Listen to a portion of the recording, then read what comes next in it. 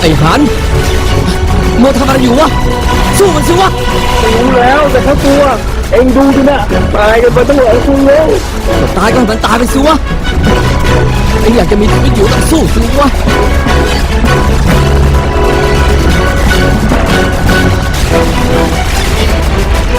เฮ้ยจะไปไหนเสือจะทิ้งกูไปถ้าเองอยากจะมีชีวิตอยู่ก็ตามกูมาเร็วไป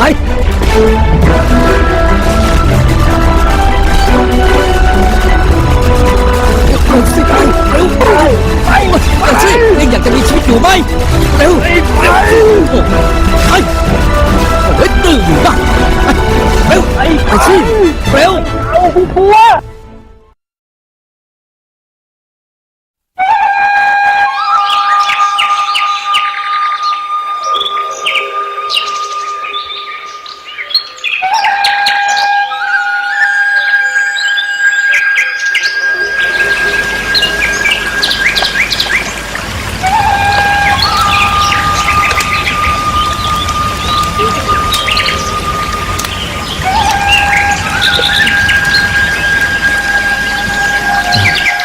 สุระอาหาร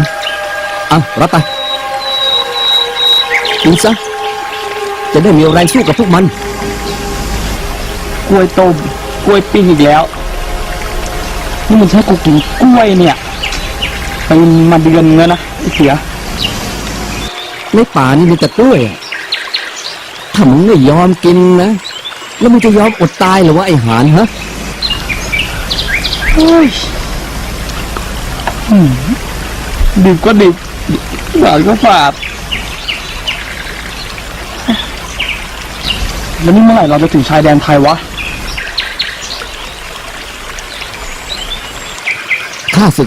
อยู่เต็มไปหมดเลยถ้าเราสองคนเนี่ยนะตรงเข้าไปตายลูกเดียวทางที่ดีนะมึงกับกูนี่ต้องอ้อมเขาข้ามไปรู้ไหมเราเหลือกันอยู่แค่2 คนเนี่ยเราหาวิธีอะไรไปจัดการพวกมันดีวะเบื่อการหนีการหลบซ่อนเต็มทีแล้วถ้ามึงกับกูเนี่ยใช้วิธีเดิมที่ฝึกกันมาต่อให้พวกเรามีเป็นร้อยก็โดนพวกมันฆ่าตายกันหมดแหละแล้วเราจะหาวิธีอะไรไปสู้พวกมันวะแต่อย่างว่าแหละเราก็ไม่รอดกันอยู่แล้ว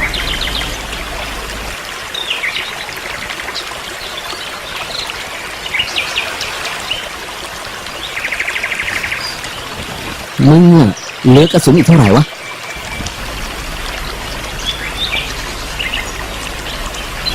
ประมาณ10 นัดวะแล้วมึงอะ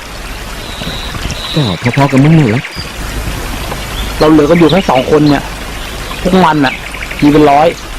เราจะเอาวิธีอะไรไปสู้พวกมันวะ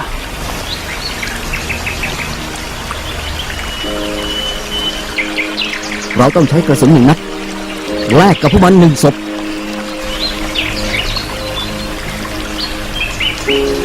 สมองมันนอกอยู่มึงเลยนะโอ้ยคิดออกมาได้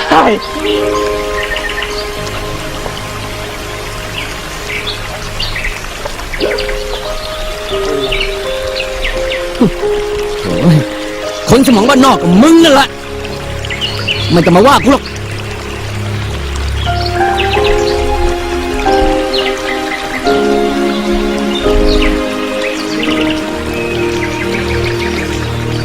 ก็เพราะสมองบ้านนอกอย่างมึงกับกูนี่แหละที่พาพวกเรามาตายกันหมด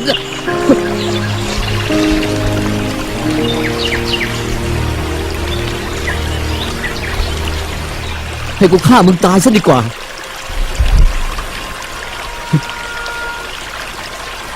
ดีกว่าพวกมันฆ่ามึงอย่างทรมาน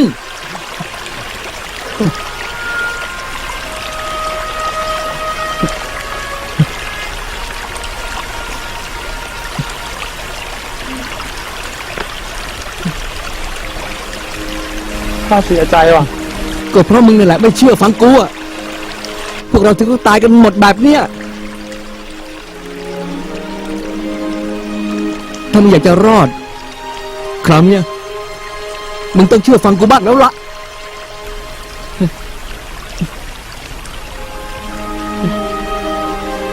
ข ข้าขอโทษเว้ยเสีย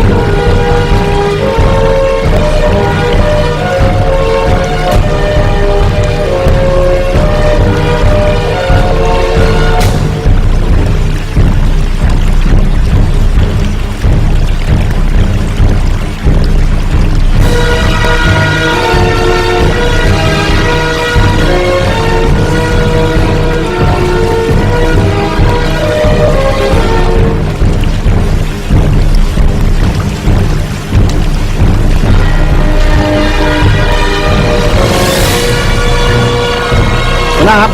มันยังอุ่นๆอยู่เลยครับ มันเพิ่งจะไปไม่นานครับ ประมาณสักชั่วโมงครับ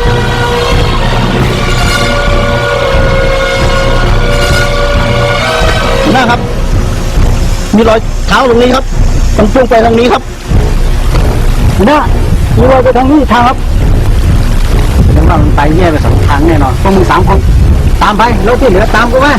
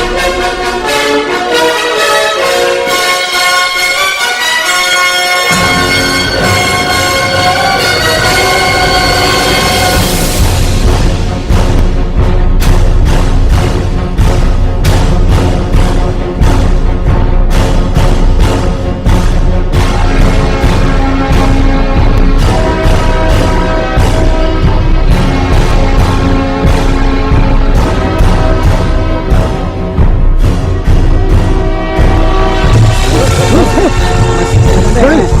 น่ะรอยมันหมกกันตรงนี้นะเฮ้ยพวกเรา2 คนซะแล้ว